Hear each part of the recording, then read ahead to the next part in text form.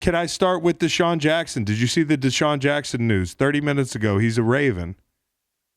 No, Deshaun just out with the Ravens? Yeah. Oh, that's great, man. Yeah? That's great. Deshaun can still play.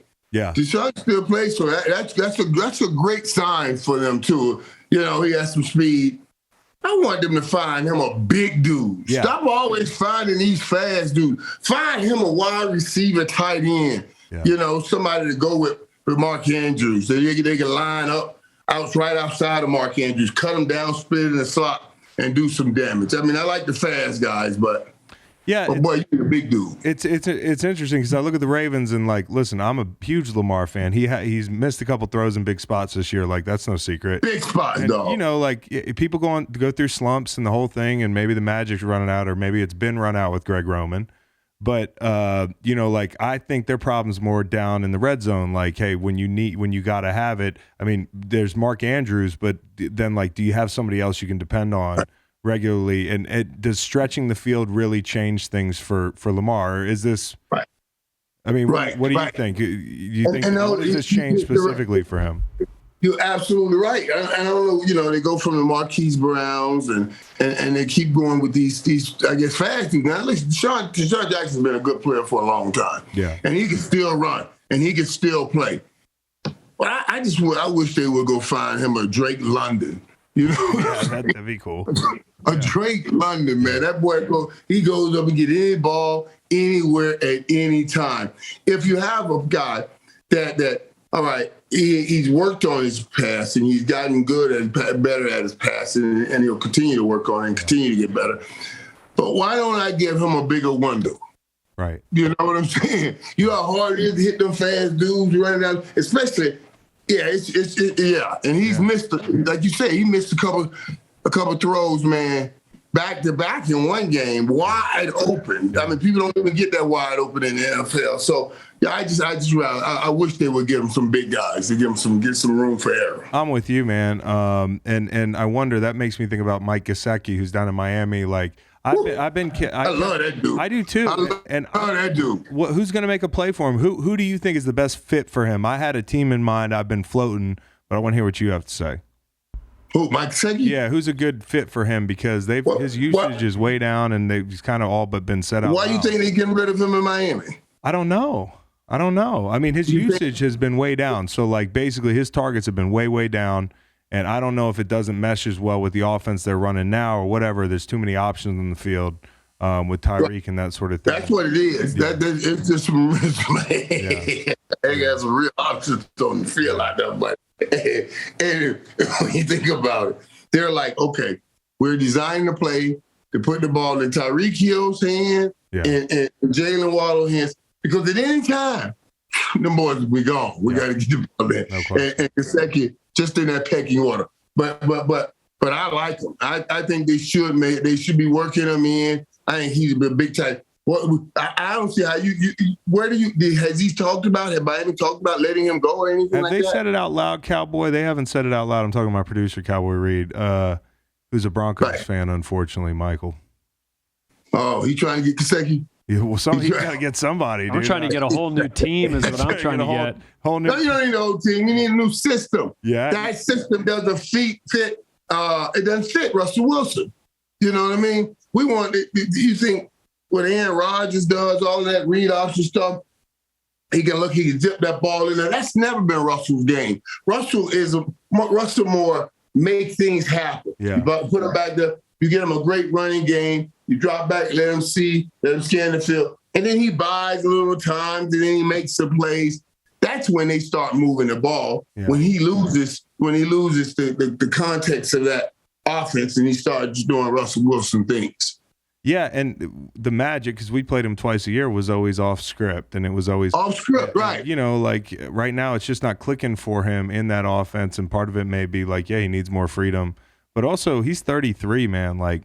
He's not gonna be what he once was. I don't think in his stretch in Denver. I do think he's gonna have to change the way he plays, sometimes, which makes it really tough. Because if the system's not right, and sometimes he's trying to do a little too much, that's a tough combination to work out of. I wonder how long the leash is on Hackett. Like, and that's the area. That's the area I point in, because you can't do anything. Russ just gave him 250. Yeah. 250. Yeah. You know what I mean? We got to figure this out. So they're going to have to go and work it out. But I'm hoping I'm wrong. And I'm hoping, like it took Aaron Rodgers a little while to learn this system. Yeah. Remember that first year? And he looked pretty bad in it for a little while. But he came around right around this time. His first year he was in this system. Yeah. He was coming around right around this time. So yeah. If it's going to show for us, it needs to show fast. What do you think the Packers need? Like, okay, the Ravens just made a play for a fast guy. Arizona just made a play for a fast guy, although the best thing they can do is get D-Hop. The Packers need Odell Beckham Jr. Is that what they need? That's what they need. Yeah.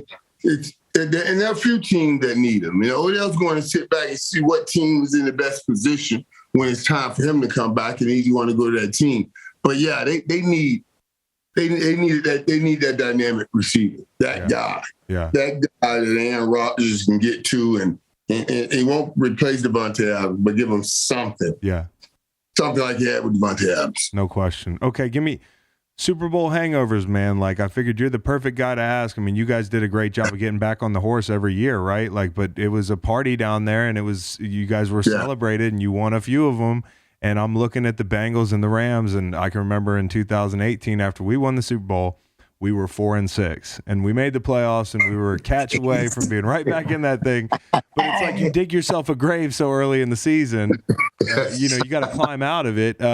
Did you guys ever have trouble with that? I mean, and what goes into having trouble with that? But Jimmy was pretty cool and pretty good about it. What I mean by that, Jimmy always, he laid on us about that. Hey, go get away, guys. Have a good time. Yeah. When we come back, we're going to get back to work. You spent the whole offseason, everybody you see, they're patting you on the back. There's a human tendency, he always says, there's a human tendency when you're having great success, you just slack up and pat yourself on the back. We would not fall to that tendency. That's what he always because he's right. Everybody's telling you how great you are. Imagine what that's like in L.A. Yeah. You just won the damn Super Bowl in L.A. Yeah. I mean, you doing every show. You coming by all these little guest appearances on all the TV shows, everything. Yeah. It's hard to come back down off that horse and say, hey, let's get back to work real hard, And then everybody you play, Chris, you know this. You're that Super Bowl. They're measuring. We got to measure. They can play bad one week, and you looking at it like, who are these damn jokers in these uniforms? These are not the jokers I saw on film. Yeah. These are not the jokers. But they be at a whole new level because they're measuring themselves by you as a champion. So yeah, it's real. It's real. And the problem with that offense, I think Noteboom's out for the year. I just read today the tackle who had to replace Whitworth, so they're down another guy. And I think Stafford physically, and this isn't me taking a shot, I'm just saying he's a little shot physically. Like, the guy's been through a lot, and he got his Super Bowl and everything, and I'm glad he's got it. But I just don't know if he can hold up behind that offensive line. I kind of likened it to being back in Detroit. He's got one guy to throw to. And, maybe the Allen Robinson thing starts to work out. He had some nice touches on Sunday. But, he's got one guy to throw to, no running game. He's getting hit, and albeit Cooper Kupp's great, so was Megatron. But, the ceiling on offense like that doesn't seem very high. Yeah, and it is crazy seeing some of the seeing how the Rams are falling apart. Yeah. You know what I mean? It really is just crazy. And then, at the beginning of the year, Detroit looked like they were ready to do something. I was like, man, Matt Murphy got out of that, they look better than the Rams. Yeah. Until the receiver got hurt that was going off St. Brown's. Brown over there. He was going off. And he got hurt, so they kind of took a downturn. I go, Dallas, we got Detroit over here this week. Yeah. Dallas playing them this week here in Dallas, I think, as in Detroit. Trap game? A little bit of a trap game? I don't, Doc's talking about coming back, but I don't know if it could be a trap game for the Cowboys. Detroit was the number one offense in the league a week ago. Yeah. You know what I mean? It's the number one offense in the league.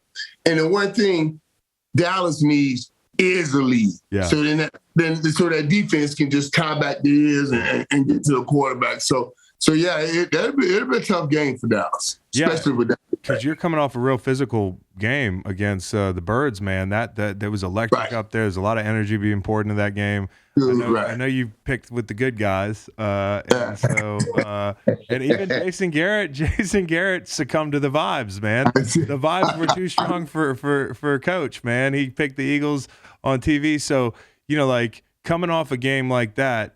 And you had some big matchups in your day, like I'm sure some big rivalry games. And then the next week, it's kind of hard getting the young guys to refocus and that sort of thing. I think that could be a big challenge this week. Yeah, but if like you guys like Michael Parsons, who when I look at this dude, man, it's a different dude. When he talked about after that game, he said, "This is make us better. Yeah, we got to eat this right now. We got to eat this right." See that kind of guy. You need some of those dudes, because you know that, right? I watched him one time, Chris, on Hard Knocks, right? And they had a play on the field, and it was him and Van Ness. And he was backside. Play went all the way over there. He ran past Van Ness. He's trying to go, woo! Van Ness, they come to the sideline. Van Ness said to him, "Man, what are you doing? There's no way you're ever going to make it over there to make that play." He said, "I don't know that." Yeah. Yeah. I'm going. I don't want to hear that. Yeah. I'm going. You see what I mean? You don't know what's going to happen over there. The ball may fall. He may cut back, whatever. But those kind of guys are what makes the difference on a football team. And those kind of, because when things don't work for those guys, they'll push harder. They'll work harder. And everybody around them will start feeling bad. Trust me. I bet Van Ness said, "Oh my God, this dude ran right past me, and I didn't get my butt over there." You see what I'm saying? You're rationally thinking the game. Go and play. Just go play. Stop trying to conserve energy. Well, I'm not going to make it over there, so I'm not going to go. Yeah, that's not a great look. That's a bad look on Hard Knocks. You know, right? That is a Hard Knocks. Asking the young guy why'd you run by me? Bro, you're supposed to be telling the guy to run by you. You know what I mean? Like that's not good. Yeah, but it's good. Like you're supposed to be racing his ass over there. Exactly. You're supposed to beat him over there. That's what we do. Yeah. We going, hey, let's go. Yeah. Me and Alvin Harper and I, every day in film, we would be looking, dog, I got you. On every play. Yeah. We racing off the line. Yeah. Dude, I'm 2 yards ahead. Dude, you on the line. I play the Z. I'm 1 yard back already back, That kind of competitiveness, you got to have that to do something. Yeah, and it's good when your alpha is like that, like because not all the alphas on every team are like great example guys, and to have a dude like that who's not only an alien on the field, but he's a leader. Like you can just tell when he speaks, he's wise beyond his years. He's not like a 23, 24-year-old kid upstairs. Like he. No, he is good. He's a good dude. He's good. Chris said something, man, that people don't get. You really just hit a nail on the head with some things I try to tell people all the time. I said, do you understand? Most superior athletes aren't great leaders. Yeah. They're not great because they've been doing it all by themselves all their life. They won by themselves in Little League. They won by themselves in middle school. They won by themselves in high school. Yeah. You know what I mean? They're superior athletes. Yeah. Every time they play, they win by themselves. But the Tom Brady's of the world, they got to be great leaders. Mm-hmm. You know what I mean? They're not superior athletes. I'm not a superior athlete. So I know I'm gonna need others to win. But most superior athletes aren't great leaders because they've been always winning by themselves anyway. I did see you in that dunk contest though, like on YouTube, man. Yeah. Hey, bro. I got that. Yeah, dude. Hey, I did not realize, my guy. I did not realize. I had no idea. Because I played ball, man. I did. I won all kind of dunk contests. Yeah. They had a high school belt beach ball class. Kenny, and so all of them played in it. Over there, I set the rebound record that year I played with all of those guys. got the most rebounds. I was just a physical player. Yeah. You know, I'm really playing football. I'm backing you up now, backing you down. Yeah. The back end, that's when the game was physical, you know. Yeah. That's but yeah, get up now.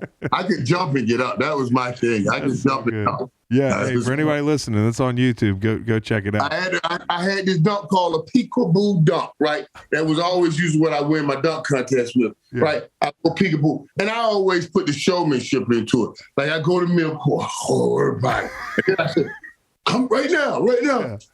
Cover my eyes. I'm coming down the lane. I'm coming my eyes like that. And, you know, I'm really peeking because they call a peekaboo dunk, right? I'm really peeking. Call a peekaboo dunk. It won me some contests, man. That's good, man. That's good. You are a showman, man. I think you could be a great WWE wrestler. I think you could shoot the fuck out of a promo.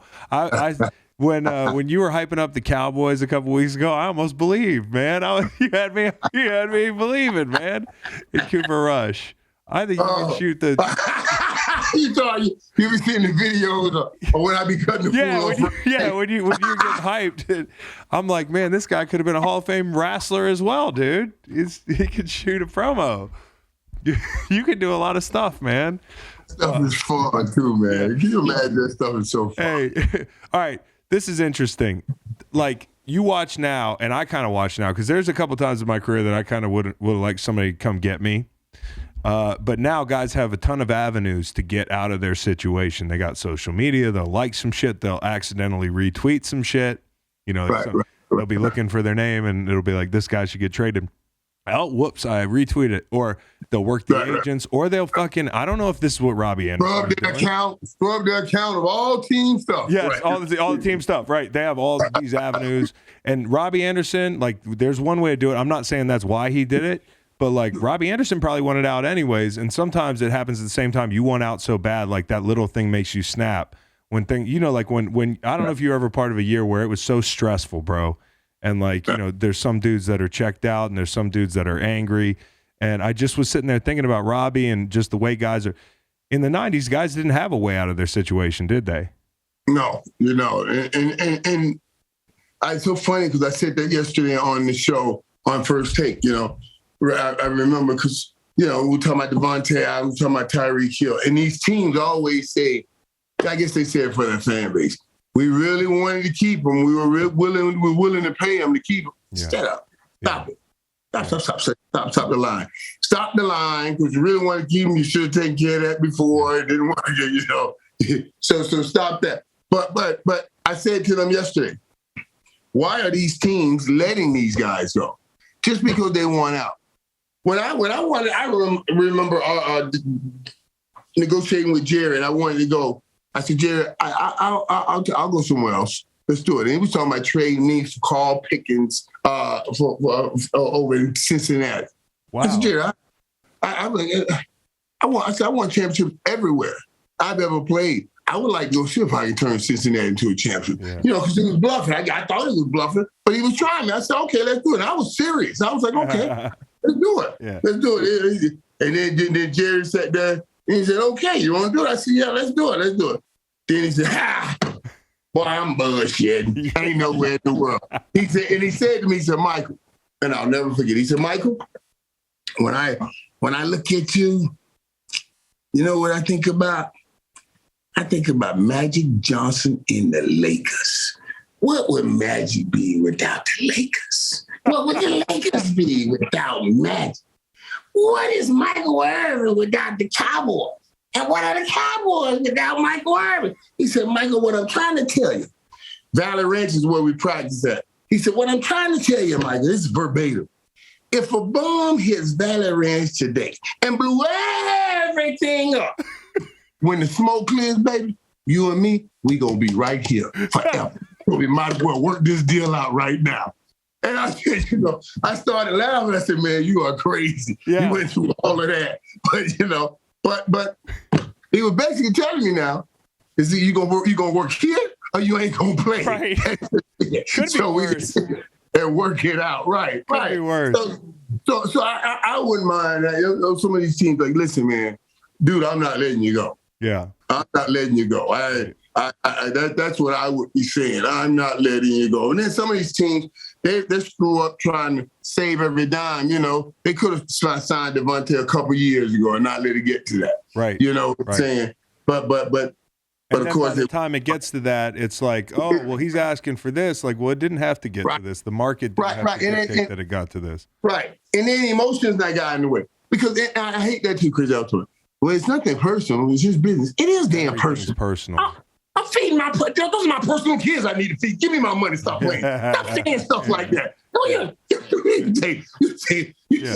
think my kids ain't personal? Yeah. It's all personal. That's why I'm doing it. Yeah. I'm going across the middle. Yeah. So my granddaughter said, Papa, I took care of her from the grave, and you gonna tell me it ain't personal? I don't hate it, man. Yeah, it's dude. personal. It's first off, it's like personal anyways because it's an insult. Like, hey, we don't want you here anymore, bro. And on top of that, I think with Robbie Anderson, who's bounced around a little bit, and he's had all bad quarterbacks, like objectively, it hasn't been a great situation for him. Yeah. That can poison your mindset. It can. Like, down to his muscle memory. Like, he's learned in chaos. Like, he's never had time to build good habits, you know? Yeah, and I thought, you know, I talked to Robbie a little while ago when he had Teddy Bridgewater over in Carolina, and I knew they were working out together in Miami, and I thought that would really work out. And then Teddy moved on, you know. Yeah. And I know he's kind of made some comments before Baker got over there, but Baker came over there anyway, you know. Yep. So yeah, it's been a lot going on. And you say his career, he never really wanted to leave New York. He never really went. I remember he was hurt. He was hurt that he left New York to go to Carolina, but then he was trying to make the most of it, and it just never worked out over there for him. If you were, but Robbie, but Chris, listen, I was one of the main guys that went up and down that sideline, going off and yelling at people. Chris, come on, man, you can't walk up on the coach like we're up on the damn street corner and you finna swing and you're swinging on him.